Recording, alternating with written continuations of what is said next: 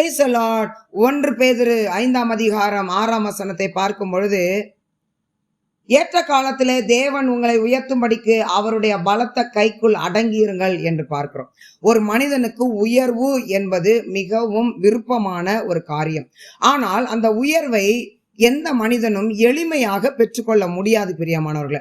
அதை அடைவதற்கு எத்தனையோ படிகளை தாண்டி படிப்படியாய் போராட்டங்களை சந்தித்து ஒவ்வொரு போராட்டத்தின் முடிவிலையும் ஆண்டவர் கொடுக்கிற உயர்வை பெற்றுக்கொண்டு இப்படியாகத்தான் மேலான ஒரு ஸ்தானத்திற்கு செல்ல முடியும். உதாரணமாய் பார்க்கும் பொழுது, ஒரு நல்ல ஜாப்ல நம்ம இஷ்டப்பட்ட வேலையில உட்காரணும் அப்படின்னா அதற்கேற்ற பாடத்தை நாம் செலக்ட் பண்ணி படிக்க வேண்டும், எக்ஸாம் எழுத வேண்டும், தேர்ச்சி பெற வேண்டும், இன்டர்வியூல செலக்ட் ஆக வேண்டும், எக்ஸ்பீரியன்ஸ் அடைய வேண்டும், எக்ஸ்பீரியன்ஸ் சர்டிபிகேட் நம்முடைய கரத்துல வர வேண்டும். அதற்கு பிற்பாடுதான் ஒரு இடத்துல நிரந்தரமான ஒரு பணியில உயர்வான இடத்துல நாம் அமர்த்தப்படுகிறோம் பிரியமானவர்கள். இத்தனை படிக்கட்டுகளை தாண்டி வந்த பிறகுதான் அந்த மேன்மை, அந்த உயர்வு.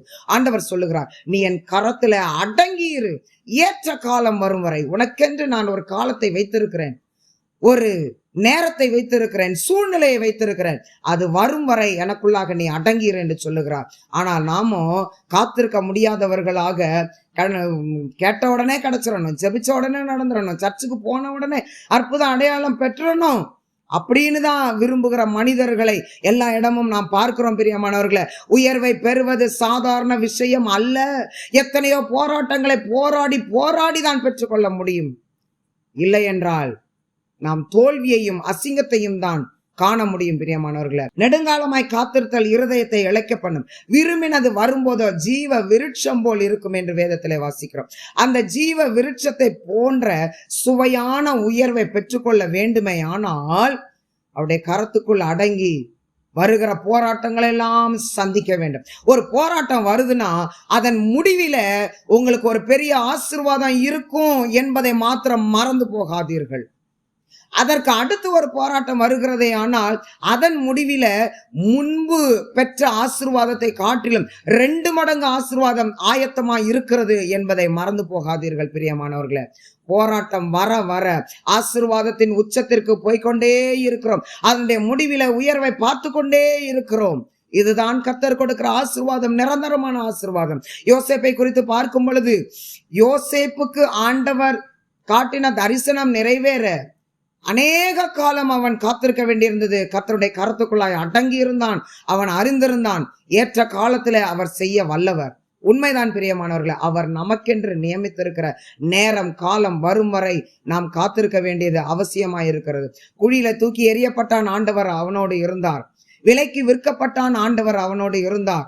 போத்திபார் மனைவி அபாண்டமாய் பழி சுமத்தினால், ஆண்டவர் அவனோடு இருந்தார். சிறைச்சாலையில் அடைக்கப்பட்டான், ஆண்டவர் அவனோடு இருந்தார். ஏற்ற காலம் வரும் வரை நாம் காத்திருப்போமையானால், பொறுமையோடு சகித்திருப்போமையானால் ஆண்டவர் நம்மோடு கூட இருந்து நம்மை பலப்படுத்தி கொண்டே இருக்கிறார் பிரியமானவர்களே. அதற்கு பிற்பாடு அவனுக்கு அந்த உயர்வை தருவதற்கு பஞ்ச காலம் என்ற ஒரு காலம் வர வேண்டி இருந்தது. அவனும் காத்திருந்தான். பஞ்ச காலம் வந்தது, கர்த்தர் அவனை உயர்த்தினார் பிரியமானவர்களே. கழுகுக்கு ஒரு விசேஷமான குணம் ஒன்று இருக்கிறது. ஏசாயா 40ஆம் அதிகாரம் 31 கர்த்தருக்கு காத்திருக்கிறவர்கள் புது பலன் அடைந்து கழுகுகளை போல செட்டைகளை அடுத்து எழும்புவார்கள். ஆண்டவர் காக்காவை சொல்லல, குருவியை சொல்லல, புறாவை சொல்லல, எத்தனையோ பறவைகள் இருக்கு சொல்லல. ஆனா கழுக போல உயரத்துல எழும்பி பறப்பான்னு ஏன் சொன்னார் தெரியுமா? அது 70 வருடம் உயிர் வாழுமா, 10,000 அடி உயரத்துக்கு மேலாக அது பறக்குமா, 3 மைல் 5 மைல் தூரத்துல உள்ள ஆகாரத்தை அதனுடைய கண்களினாலே பார்க்குமா.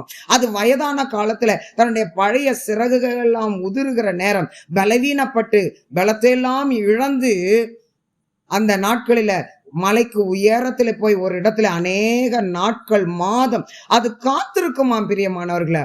அப்பொழுது பழைய செட்டைகளை எல்லாம் அது உதிர்த்து தள்ளி புதிதான சிறகுகள், புதிதான இறகுகள் அதற்கு வளர்ந்த பிற்பாடு அந்த புதிய செட்டைகளை அடித்து முன்பு பறந்த உயர்வை காட்டிலும் மேலான பல மடங்கு உயரமான இடத்துல அது பறந்து மிகுந்த சந்தோஷப்படுமாம் பிரியமானவர்களே.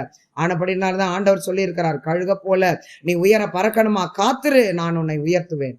நாம் தேவ சமூகத்துல நம்மை ஒப்பு கொடுப்போம். நம்மை தாழ்த்தும் பொழுது ஆண்டவர் நம்மை உயர்த்துகிறவராய் இருக்கிறார். காத்திருப்போம், கரத்துல அடங்கி இருப்போம். ஆண்டவர் கொடுக்கிற ஆசீர்வாதத்தை பெற்றுக்கொள்வோம். கர்த்தர் தாமே நம் ஒவ்வொருவரையும் அளவில்லாமல் ஆசீர்வதிப்பார். ஆமென்.